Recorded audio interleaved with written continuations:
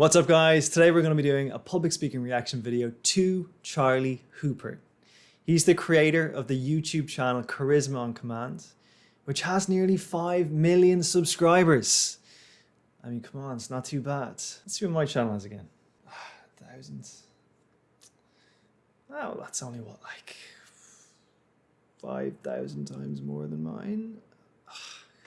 Anyway, we're going to be looking at one of Charlie's first YouTube videos and comparing it to a more recent one so that we can answer the question, how much has Charlie Hooper's public speaking skills improved over the years? I'm also going to talk about 3 reasons why I think his YouTube channel has been so incredibly successful. Before we get started though, if you are new here, this channel is all about helping to give you the skills to be a better communicator, a better public speaker, and a better person.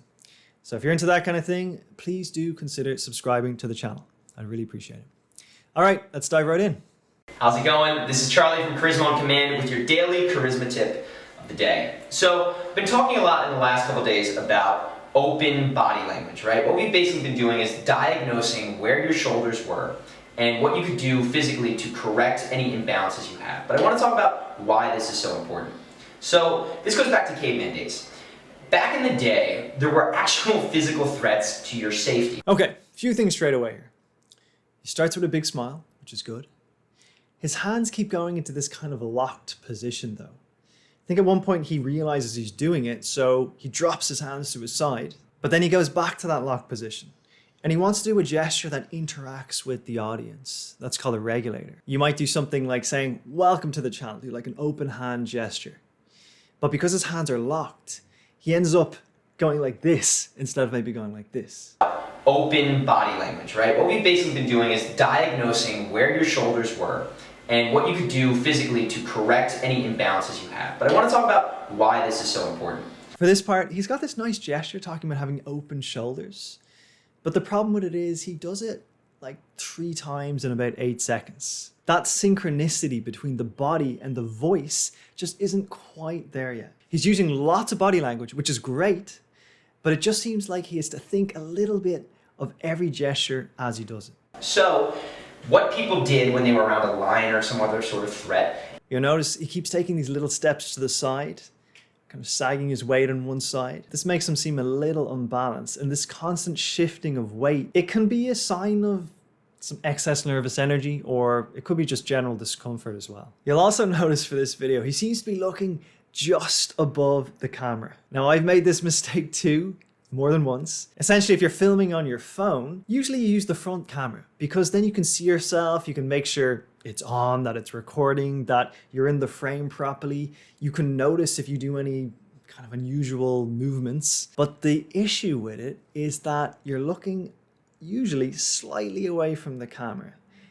And even though it's a small amount, I do believe that makes a difference. I think that when you're looking right down the barrel of the camera, you can make more of a connection with the audience. Okay, I think we get the idea of this video. My general comments though are that Charlie is good. Even way back in 2014, he is already a good public speaker. That's really impressive. I did a similar video to this on Jacksepticeye and Ralph Smart from Infinite Waters, looking at one of their earliest videos versus today, and whoa, there was a massive difference. They were like completely different people. But Charlie started off his YouTube journey strongly. He's already got energy in his delivery. He's using pauses. He's using emphasis. And his biggest strength, you can tell already, is going to be his nonverbal communication because he's consistently trying to use it. And that might well have been the thing that helped separate him from other YouTubers. By the way, he also did the whole video in one take, and that's not easy. So kudos for that as well. Okay, now let's watch a more recent video that he did. How much do you think he's improved? What I see a lot of people do, and I do this as well because we want to be inclusive, is immediately pivot to this person, answer their question, go back, and then somebody else says something, and now you're in 6 different conversations. In the previous video, we saw someone who was really trying to incorporate their body more into their speaking. And watching this video, wow. Big improvement, you can tell straight away. It's so motivational seeing the progress that people can make with their public speaking over time if they keep practicing it. Because remember, public speaking is a skill. And like any other skill, you can get better at it, you can learn it, you can improve at it. I mentioned the synchronicity in the last video, how it was a little bit off between the body and the voice. Now it's so natural. He's still using loads of gestures. It seems like he doesn't have to think about the gestures he's doing anymore. This whole section was great. He does this inward hug to show inclusiveness. He pivots between two separate people. He points in another direction as someone says something else. And he then does this bouncing around, finger pointing upwards gesture to show how many directions the conversation is going in. This whole part together was just brilliantly done. Doesn't mean that you can't cede the floor to them, but at least finish your sentence strongly. Doesn't mean trail off, going like, oh, while this person takes over. It means finish that sentence in the same speed and the same volume that you were going to. When you arrive at a period, totally fine. That person can take over. Friends are allowed to do this in a non-mean way to one another without having to cut one another off and be rude about it. Lots of skills being used here.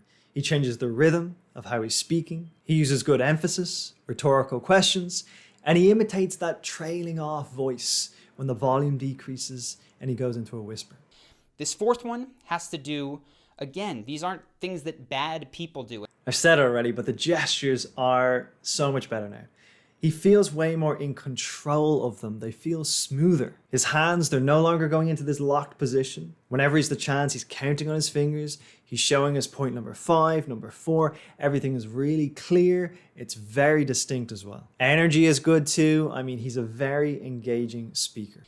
And a person in the conversation who had been there for the 20 minutes prior to this and had been very quiet, disconnected, disengaged, immediately perked up and all of a sudden was so interested in this person, so eager to connect, so friendly, all of these other things. And I know that it made me and everyone else who was in that table who had been there previously feel a little bit weird, a little bit grossed out by how try hard this moment was. He's a very expressive face as well, and we see the congruence between his face and what he's saying. The part there where he's talking about being grossed out, he does the face, the grossed out face too. And again, that shows the synchronicity between the face and the voice. You'll often see people speak and they're talking about, they might be saying, oh, it was the saddest person ever, and they're smiling. Or they're saying, that person was completely ecstatic, they were over the moon, and they've got a neutral face. Ideally, you want to match the facial expressions to what you're saying. But a much better strategy is to keep a higher level of baseline enthusiasm and willingness to connect if you're out in public. Doesn't mean you need to have an hour conversation with everyone, but the simple act of being friendly, engaged, not staring at your phone while you talk to one person and then locked in on another is going to make you come across as much less of a tryhard and a much more genuine person, quite frankly, because it is more genuine to do that. This part here is such good advice. I know exactly what he's talking about. I've definitely been on the receiving end of it. It's such a turn off. And when someone does that to you, it makes you feel like you weren't worth them putting in an effort. 6-1, thankfully, not the most common of all of these, but you might see it on Facebook. If you've been part of this, I forgive you, but change it. Big, genuine smile and self-laughter here. Some people you just feel like you can believe. You trust them. And he comes across very authentic in this part. He also does this thing where he smiles as he's speaking. This is an effective technique to use too. If you smile at someone, they're more likely to like you because they feel that you like them.